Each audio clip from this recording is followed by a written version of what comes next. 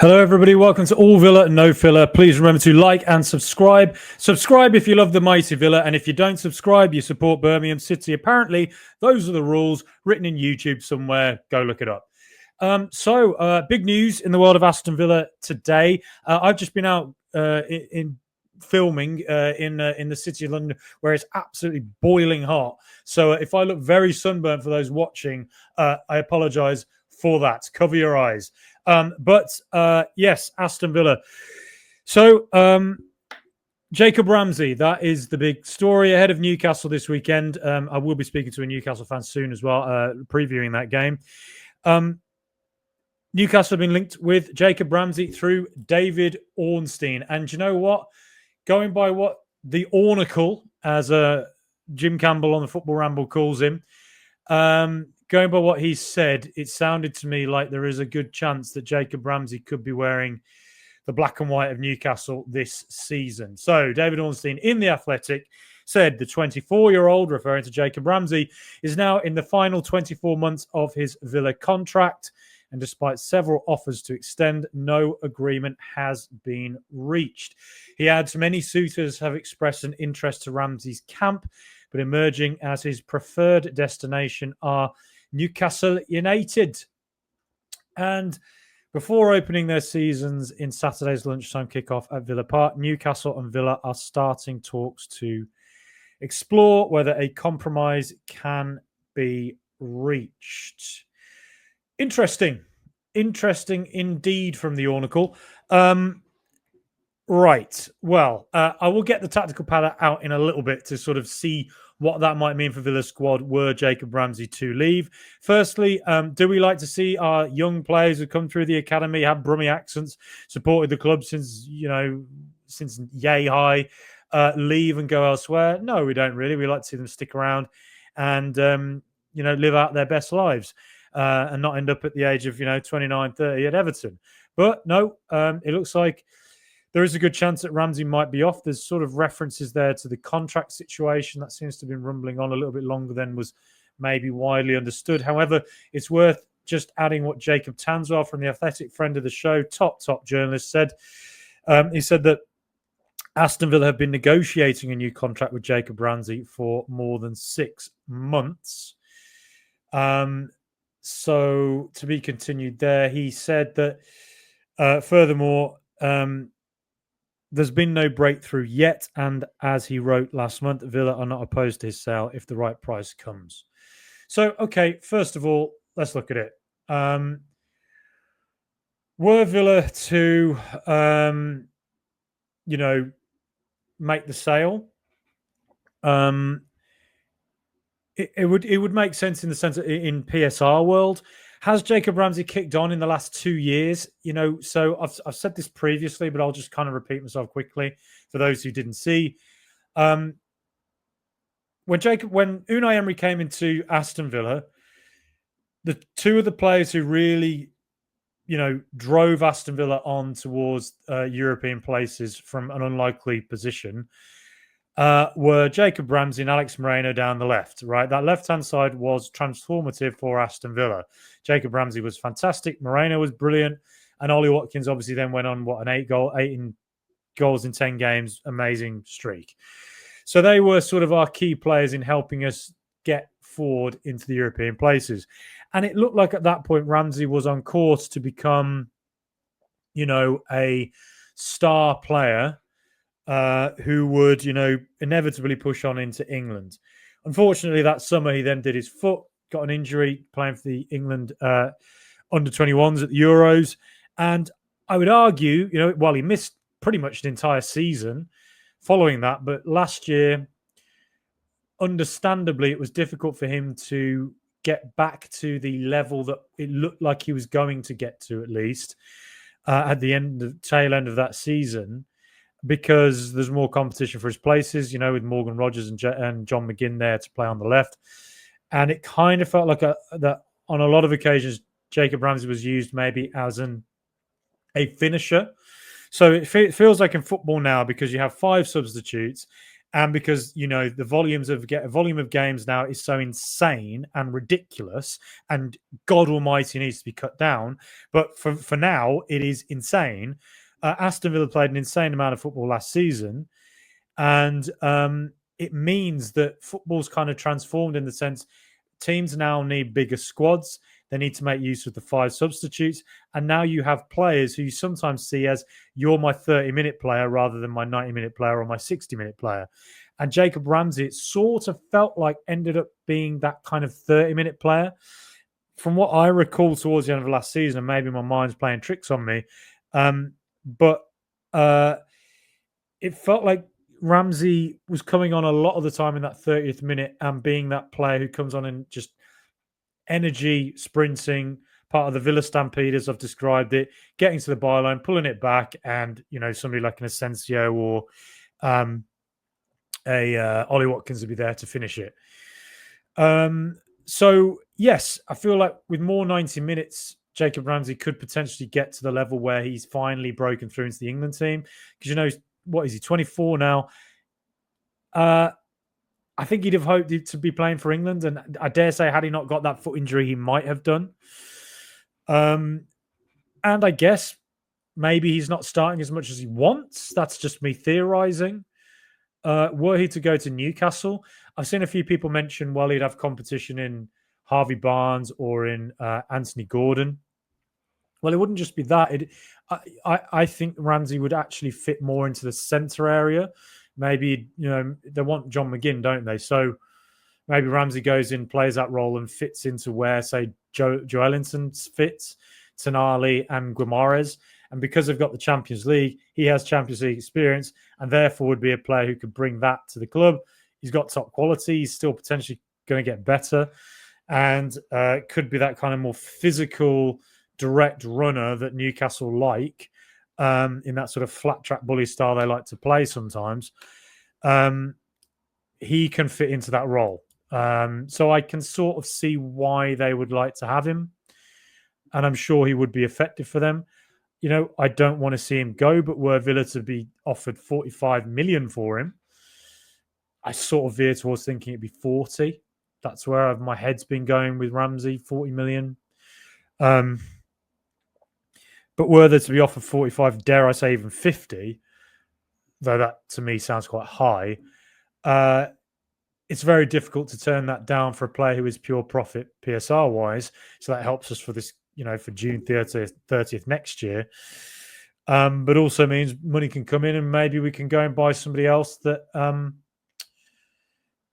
don't know, maybe we think can come in and do a slightly different role, or maybe we can use it to, grow the team elsewhere. And I'll get to the tactical pad in a second to show where that might be, which also now brings me to John Percy and the Telegraph reporting, Percy at the back post. Aston Villa are exploring a deal to re-sign beautiful, handsome Marco Asensio, the Shawn Michaels of Aston Villa, the heartbreak kid. Good-looking man, isn't he? Well, yes, that has felt like it's been on the cards for a few weeks now, only because I think he got the "here we go" from Fabrizio Romano in early July, maybe late June, about going to Fenerbahce to, form what seems to be Aston Villa on the Bosphorus over there. But that went very quiet indeed. And if he really, really wants to come back to Aston Villa, and if Unai Emery has said to him, maybe we can work something out, hold the fort. If we can get you back, we will get you back. And maybe the circumstances are coming into view whereby maybe he can come back. I've seen a few people say they're not massively keen on it because it could be a repeat of the Coutinho deal. Yes, that's a risk because he is 29, and he'd be on big wages. If it's a year-long loan, as I kind of think it should be, with the potential to buy, well, then that's not the worst deal in the world, I think. But if we were to buy him, maybe on a 3-year deal like we've done with Daniel Marlin, and if the aim is that Asensio comes in and is an immediate upgrade on what we have currently in that second striker role, well, then I have to fully buy into what Unai Emery thinks. And the fact of the matter is, when Coutinho was at Villa, I think there have been a lot of warning signs when he was at Barcelona that that his best days were gone, and that physically he was not up to the Premier League anymore, and that became very, very apparent very quickly soon after Villa made that a permanent transfer. Whereas Marco Asensio, he's a bit sturdier built, and I think Asensio has still quite a few years to go. Ultra peak fitness that he's in. He's never really been a player who gets too many injuries, really, touch wood. And if you're to think of Asensio, he's an absolutely world-class football player. That's what he is. Aston Villa fundamentally are going to be getting a world-class football player, as he showed on loan last season, proved it for the last 10 years of his career at Real Madrid, PSG, and at Aston Villa. And a player who, in the Europa League as well, this is a guy who's done it at the highest level and scored in Champions League finals. He'd look at the Europa League and think, why can't he do it in that as well? So I personally love the idea of Asensio coming back. Yes, the wage thing worries me a bit. I can't deny that. Yes, there's probably no resale value there, but were it to be a year-long loan with an option to buy, that works for me. Were it to be a permanent buy that goes for 3 years, and they've done all the assessment on him medical-wise and think this guy can still go for 2 or 3 years, and let's face it, he doesn't really play a all-action style wherein he's going to be hustle, bustle, physical. He is a guy who's very technical and manages to get away from you, which, to be honest, does also put him under threat of being fouled a lot, as Aston Villa always bloody are. Be nice this season if referees actually protect us a bit better. But look, I'm going to take us to the tactical pad. I've been rambling on about it long enough now. Okay, and I'm just going to go to look at Aston Villa's squad. Now, what have I been saying for the last 2 months, right? You're probably bored of it, right? You're probably falling asleep, unsubscribing and unfollowing. Please don't unsubscribe. Please subscribe. Please like here if you're watching on YouTube, because for God knows what reason, the YouTube algorithm has completely changed. So it's very difficult to get anything going on YouTube now, but we still get decent views, but not what it was. So please do like, please do subscribe, help us keep on growing, because I like to think I love interacting with everybody on this channel, you podcast, whatever. So please help support us and keep on doing what we're doing. Well, let's go to the tactical pad then and look at Villa's squad. And what have I been repeating? I think Aston Villa have currently weaknesses in this area, that sort of second striker role where Moussa Diaby played, where Marco Asensio played last season, where Morgan Rogers played at times. I don't think Villa there are presently well stocked, and I'll explain why in a second. That right centre-back area, I don't think Villa are well stocked there either. And I think elsewhere, Villa are looking pretty good, right? So, okay, let's just quickly go through the team. Left back area, Ian Maatsen and Luca Dean. Moreno's there, but he's probably going to go on loan or be sold. So Dean and Maatsen, lovely stuff. Dean with his new contract, he was loving life there. 2 of the best left backs in the Premier League. Brilliant. 2 left centre backs, Mings and Pau Torres. Again, very good options. Both offer something totally different. Mings, obviously, there's some worries over his injuries. Looked like he got over that from February onwards. And pre-season, he's made quite a few mistakes. I'd like to see him get rid of that quickly. Hopefully, he doesn't repeat that in the Premier League. Because two very solid centre backs. Bezo and Martinez. Well, Bezo's a massive improvement on Robin Olsen. Firstly, he makes saves. Secondly, he can kick a ball. So, 2 fantastic goalkeepers we've got there. And it pushes Martinez. And maybe Martinez steps up even further this season. The world's number 1 becomes the world's bloody universe's number 1. Right centre-back. Ezri Konsa, we love the man. Lamar Bogard, he's looked like a man who is a utility player. He's done fantastic in pre-season. Last year, I think that he showed, particularly when he played in CDM role, he really had something about him and can be a Premier League player. I think Us relying on Lamar Bogard to be the backup for Ezri Konsa, to me, seems like a bit of a risk if Konsa's out for any prolonged period. What I would say about Lamar Bogard, though, he's shown he's very intelligent. He can play in different roles. I don't love him at right back. I hope we stop playing centre backs at right back. But if Bogard can be a CDM and a centre back, I think that is a really good option for us, particularly in Europe. But also, I think Aston Villa really need a vocal, Mingsy type presence there at right centre back who can just be there. As one day you could have Mings and Konsa as the two centre backs, and Mings takes the lead, and then on other days you could have a more vocal, physical, tall, wins a lot of headers, right centre back who can partner Pau Torres and do a bit more of the shouting and whatever. That to me, I think would then Villa's defence looks really, really well stocked. When you bear in mind you've also got Lamar Bogarts coming there who can play midfield, centre back. I think that puts Villa in a really good spot. But for now, I just think that right centre-back area is a place where I slightly have a few concerns about the depth of it. And then at right back, Matty Cash, Andres Garcia. Now, Andres Garcia's linked away today to a move to Sevilla, Real Betis and Valencia. I'd be surprised if he was off now this quickly, because I think he has actually been quite impressive, particularly when he gets into the final third. But maybe he looks at it and thinks, well, if I'm not going to get past Matty Cash, Valencia are offering me a start next season, I'll go there instead. So, all right, fair enough. But we'll see. We'll see. Now, if Jacob Ramsey does go, and let's say it's between 40 to 50 million, that means there's a fair bit of cash around. We've spent £23.5 million starting on, according to the Telegraph, on Gesson. So we've not spent a lot this summer. Maybe there's a bit left, maybe for Villa to go for a right back. Maybe that's something that we finally go, we need something that can come in and start and compete with starting position. Maybe that's something we do. I don't know. But for now, the right back area, again, it's not the world's strongest, but it is solid, I would say. Then we come into centre midfield. Now that is really well stocked. John McGinn, he ain't going nowhere. Yuri Tielemans, Ross Barkley, Amadou Onana, and my name's not Andre, mate, and Boubacar Kamara. There's how many teams envy that? Unbelievable. And Lamar Bogard as well can go into it. And you've got George Hemmings as well. If he doesn't go on loan, sticks around, stays as one of our homegrown players to play in centre midfield. Well, we've got one of the best young centre midfielders in the country coming through.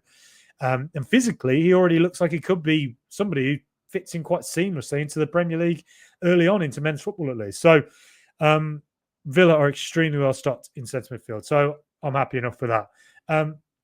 Then we go into the left midfield area. Now, if Jacob Ramsey goes, if he goes and doesn't sign a new contract and Villa accept the big bid for him, well, then we've got Illing Jr. and John McGinn. Personally, I think that's where Morgan Rogers is going to end up this season, is out on the left. Because I've said it before, people have talked about, Rogers is better in the centre than he is on the right. Yes, I think personally, Rogers' best position at Villa has been left midfield role, when he was kind of, Villa's left midfield is not on the wing, is it? It's not, it doesn't hug the touchline, it's more inverted, it's more in the centre and playing on the half turn. And that is where I think Rogers has been kind of at his best. I think that when he was a bit further forward supporting Watkins, he was brilliant at times. Don't get me wrong, Morgan Rogers is I think potentially one day a Real Madrid level player. That's how good I think he could be. But I think at times when he takes that gamble with his pass, when he gets the ball and he tries to take a player on, sometimes that means he loses the ball a little bit more than you might want, which is why I call that role the Asensio role, because Marco Asensio retains the ball just a little bit more than Rogers does in that role. And that's why I think Marco Asensio played in that role and Rogers went out right, is because ultimately I think Unai Emery saw it as Asensio retains the ball a little bit better in that position. And is it a coincidence that from February onwards, right through to the end of the season, our results became one of the best in the country? It's probably not a coincidence, because earlier in the season, I think there were too many games, and I always refer back to it, Chelsea away, where that ball, when we were putting it forward to Rogers and Watkins, there are games where it bounces off Watkins continuously, and there are games where Rogers tries to gamble and it doesn't always work, and in the end, he's not quite as effective as he is when it all works. And so I think if you go back to that game, there were too many games where Villa would get it forward and it just comes straight back at us. And that is exhausting to play with. So having Asensio there, I just think is a little bit more of a link-up man. Yes, Rogers can play there. Yes, Rogers will get better there. But I think if Rogers goes out to that left role and that sort of Ramsey role, then I think personally, that's maybe where we see the best of him. And I also have a theory in my head that he might one day be a striker. But otherwise, I think Rodgers probably will go out into that left role. John McGinn as well is an option. Illing Jr. will see. Does he go on loan? Has he done enough in pre-season to impress Professor Unai? Maybe he has. Maybe we've got a little secret weapon there. There's a reason he went to Juventus. He's got to have something about him. Then we come into this area. So we haven't signed Asensio yet. I'm just putting Asensio there. Right now, all we've got is Rodgers and Buendia. Yes, Rodgers is a fantastic player. Yes, Buendia's done well in pre-season. But, a lot of players do well in pre-season. Emi Buendia, yes, this is going to sound harsh. This is not going to go down well with some fans. But Emi Buendia has had 4 years at Aston Villa. Yes, one was totally written off by an ACL injury, which is really hard to come back from, and I have massive sympathy for him. And it is unfortunate because it looked like in that pre-season, like Leon Bailey, he was on course for a breakout season for Villa. Bailey had it. Buendia maybe would have had it. Unfortunately, we'll never know because he got that ACL. If a big offer comes in from Buendia, a 20 million offer from Sunderland or someone from like that, I think Villa accept it. But if that offer doesn't come in, well, Buendia is a nice option to have because he's shown he can be an effective Premier League player. But I think him being our starter in that role, to me, is a step down from what we had with Marco Asensio. So yes, I think Asensio is just an upgrade on everything we have there. He's a world-class player, and I'm excited at the prospect of having him for a full season if that is what happens. And then if Buendia is that kind of an option, I think that's good. That it shows a strong squad. So, nice. I've been saying for 2 months we need someone to fill the Asensio role. And if it's Asensio himself, well, good. Nice. Then we come out to right midfield. Well, bloody hell, we are stocked. Evan Gesson, Daniel Marlin, and Leon Bailey. Bloody hell. Leon Bailey, I think, is off. I think he is off. Potentially to Besiktas. I just can't really see him sticking around. But if he does, well, he's got Gesson and Daniel Marlin to compete with. I personally think Gesson will not start there for the first sort of quarter, maybe quarter of the season. It will probably be more Daniel Marlin. But I also have a theory in my head that maybe Unai Emery sees Daniel Marlin as a striker. And maybe with the sheer volume of games we have this season, we're going to get used to seeing Daniel Marlin as a striker. And if it isn't Marlin, Evan Gesson. So there could be a lot of games this season where Ollie Watkins plays 70 minutes. Then we got Europe that week, and Professor Unai goes, we need to rest his legs. Do we need to ensure he doesn't get burnt out, avoid injuries? So what am I going to do? I'm going to put Evan Gesson up front for 25 minutes, or I'm going to put Daniel Marlin up front for 25 minutes. Now, with Evan Gesson, awesome player, he really is. A player with awesome potential, that is, rather. 24 years of age. 2 years ago for Nice, he played 34 games, got 6 goals and 2 assists, right? And then you want to see some improvement from that. Well, that's exactly what he did last season in Ligue 1, where he played 33 games, got 12 goals and 9 assists. That is a huge improvement. So I'm, pretty excited by what that could mean he could bring to Aston Villa. And if I'm to show you, his FBref stats, if I can get them up, there it is. That's against other forwards, in the green, fantastic. His defensive contributions are amazing. Top 3%, top for tackles, top 2% for interceptions. Interceptions are always a good sign for me because it shows a player who can read a game, shows a player who has a lot of intelligence, can get into the position before, the ball is passed. I always go on about Boubacar Kamara being ultra intelligent. Boubacar Kamara sees the game 10 steps ahead of everyone else. I mean, it's unbelievable. But Evan Gesson showing signs that he too does that. Blocks, top 7%. Then you see progressive passes. Top 16%. Progressive carries, top 4%. Successful take-ons, top 4% against other forwards. Top assists, top 14%. I mean, these numbers are absolutely fantastic. But if I show you another quick one, if I can get it up, let's have a quick look. So this is against other attacking midfielders and wingers. So a bit different. I'm interested to know which one turns out to be the one that's more indicative to us of what he really is. But I think that what you see more against midfielders and wingers is, firstly, bear in mind, you're comparing, you have to always think about the way a certain team plays.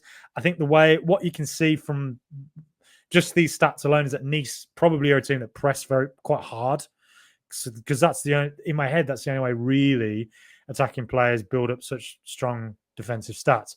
But let's have a look anyway. Against attacking midfielders and wingers, non-penalty goals is in the top sort of 16%, non-penalty XG top 18%, assists is in the sort of top 29%. So, but then pass completion rate quite low, sort of bottom 25%, progressive passes bottom 23, progressive carries it sort of tends to be close to 3 a game, it's sort of bottom 40%. Successful take-ons though top 30%, and touches in the attacking penalty area top 35, 34, and his defensive stats are still very strong. So that there looks a little bit more like a player who is somebody who gambles a bit. I'd say Morgan Rogers is probably not too dissimilar to this, actually.